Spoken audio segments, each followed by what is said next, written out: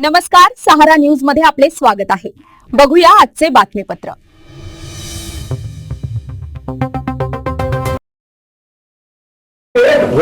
आज दिवसभर महाराष्ट्राच्या प्रदेश काँग्रेस कमिटीच्या पार्लमेंटरी बोर्डाची बैठक संपन्न झाली।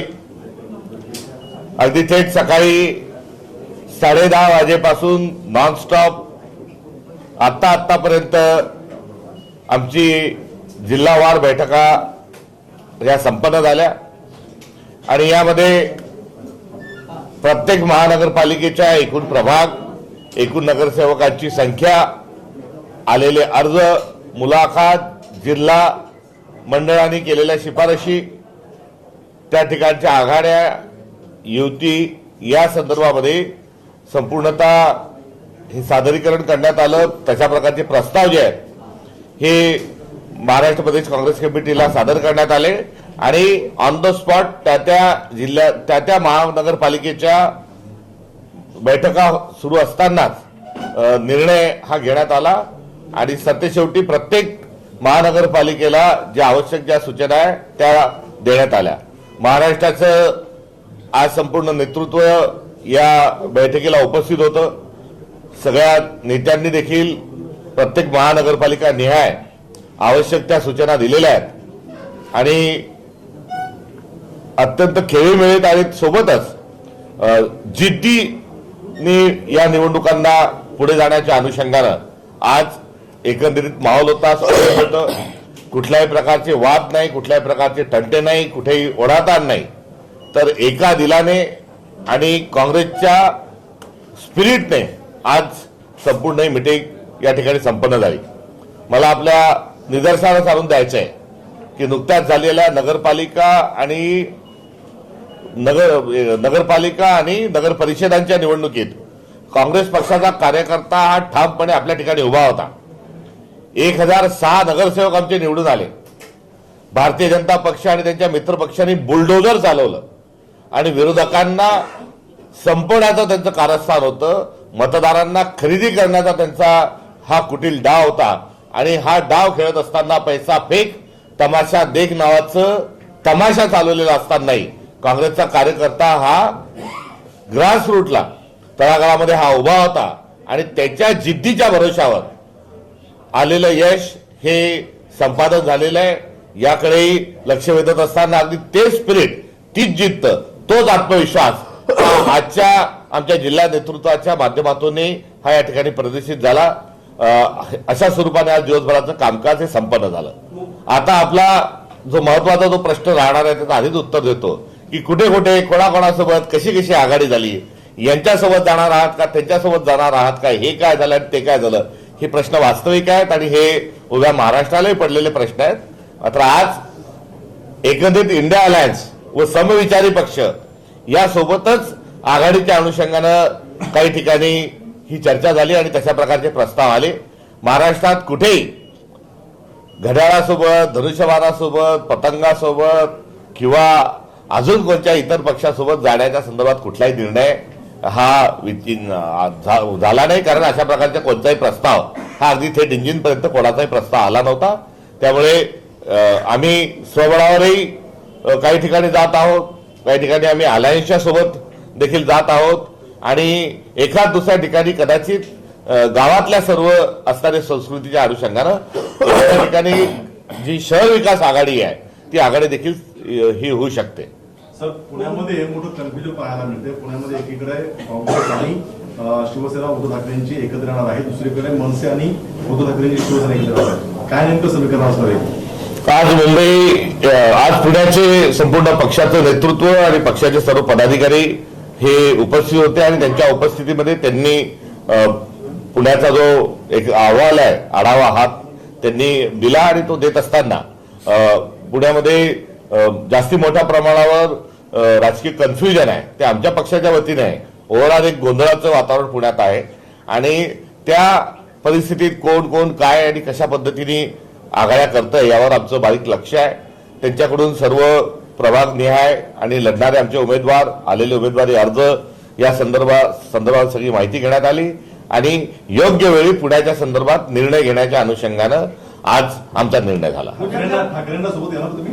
नाही, आज आम्ही कुठलाही निर्णय हा घेतलेला नाही.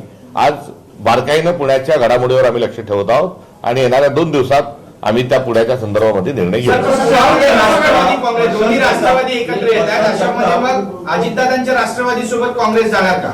मी आपल्याला तेच सांगतोय की आज रोजी एकंदरीत पुण्यामध्ये असणारा जो राजकीय गोंधळ आहे त्यामध्ये आम्ही लगेच आमचे जे निर्णय ह्या निर्णयाच्या एक दिशा जी आहे ती जरूर आम्ही आमच्या बैठकीमध्ये ही सर्व एकमताने आणि सर्वांच्या संमतीने ठरवलेली आहे. निर्णय हा पुण्याच्या बाबतीत आम्ही आज घेतलेला नाही. आम्ही तिथल्या राजकीय परिस्थितीवर बारीक लक्ष ठेवून आहोत आणि त्या राजकीय परिस्थितीवर लक्ष असताना योग्य वेळी आमचा पक्ष जो आहे हा आघाडीच्या संदर्भात निवडणूक लढण्याच्या संदर्भात निर्णय घेईल. एकंदरीत दिवसभरामध्ये मी आपल्याला आधी सांगितलं की केवळ इंडिया अलायन्स आणि मित्र पक्षांच्या समविचारी पक्षांच्या सोबतच जाण्याच्या अनुषंगाने प्रस्ताव आले. तसाच पुण्यामध्येही असा इतर कोणताही निर्णयाच्या अनुषंगाने कोणताही प्रस्ताव आला नाही. तेव्हा आम्ही योग्य वेळी पुण्याच्या संदर्भातला निर्णय घेऊ. काँग्रेसवासी होणार का? त्यांनी आमच्या मित्रपक्षाच्या सोबत ते त्यातले नेते होते आणि त्यांनी त्यांच्या अंतर्गत पक्षाच्या अनुषंगानं घेतलेल्या भूमिका ही आता पब्लिक डोमेनमध्ये आहे. त्यांनी काल तशा पद्धतीचा राजीनामाही हा दिलेला आहे. अद्यापपर्यंत प्रदेशाध्यक्षांना त्यांना माझी आणि त्यांची ही भेट झालेली नाही. त्याच्यामुळे असा प्रस्ताव हा काँग्रेसकडे अद्यापपर्यंत आलेला नाही. मात्र पुरोगामी विचारांचे जे आहेत आणि एकंदरीत त्यांनी जी काही बाणेदार घेतलेली जी भूमिका आहे त्या भूमिकेच्या अनुषंगानं संविधानाचं संरक्षण संवर्धन आणि शाहू फुले आंबेडकरांचा महाराष्ट्र निर्माण ही त्यांची जी असणारी भूमिका आहे ही कौतुकास्पद आहे आणि या भूमिकेच्या बद्दल मी त्यांचं अभिनंदन करतो. सर, नाशिकमध्ये आता थोड्याच वेळाने एक पत्रकार परिषद पार पडते आहे. मनसे आणि काँग्रेसची युती या पत्रकार परिषदेतून जाहीर केली जाणार आहे. तुम्हाला याच्याबद्दल काही कल्पना आहे का आणि तुमच्या बैठकीत काय निर्णय झाला? अशी कुठलीही युती कोणत्याही जिल्हा स्तरावर ही होत नाही. काँग्रेस पक्षाचे जे युतीचे आघाडीचे आणि तिकिटाच्या संदर्भातील जे सर्व निर्णय आहेत हे स्टेट पार्लमेंटरी बोर्डचे असतात आणि स्टेट पार्लमेंटरी बोर्डमध्ये अशा प्रकारचा कुठलाही निर्णय हा झालेला नाही. तुझ्या बहिणींना 2100 रुपयाचा हप्ता मिळेल या स्टेटमेंटकडे कसं पाहता आणि याने निवडणुकीचे जे निकाल आहेत त्याच्यामध्ये काही बदल निवडणुकीच्या निकालांकरता अशा घोषणा आणि अशा योजना या बनवण्यात आलेल्या आहे. बिहारचं उदाहरण अत्यंत ताजं आहे. त्यामुळे निवडणूक आयोग हा झोपा काढतोय हेच त्यातलं जे असणार एक सत्य या निमित्ताने पुन्हा एकदा समोर येत आहे. सर, काही ठिकाणी शहर विकासाकडे शहर विकासाकडे असणार असं म्हणलं तर ते शहर कुठले? या संदर्भात निर्णय हा अशा संदर्भात कुठे हिरवी झेंडी दाखवण्यात आले नाही असे प्रस्ताव आलेले आहेत. योग्य वेळी त्या संदर्भामध्ये आम्ही अधिक आढावा घेऊन त्या संदर्भातला आपल्याला माहिती देऊ. सर, एकीकडे तुम्ही म्हणताय की वंचितला सोबत घेऊन मात्र प्रकाश आंबेडकर ज्या प्रकारे पुन्हा एकदा काँग्रेसवर टीका करतायत, मी तोंड उघडलं तर खूप सारं बोलणार आहे वगैरे, सर कसं बघताय? वंचित आणि काँग्रेस सोबत लढली पाहिजे अशी संविधानवाद्यांची इच्छा आहे आणि त्या इच्छेला साथ दोन्ही पक्षांनी घातली पाहिजे अशा प्रकारची माझी देखील एक भावना आहे.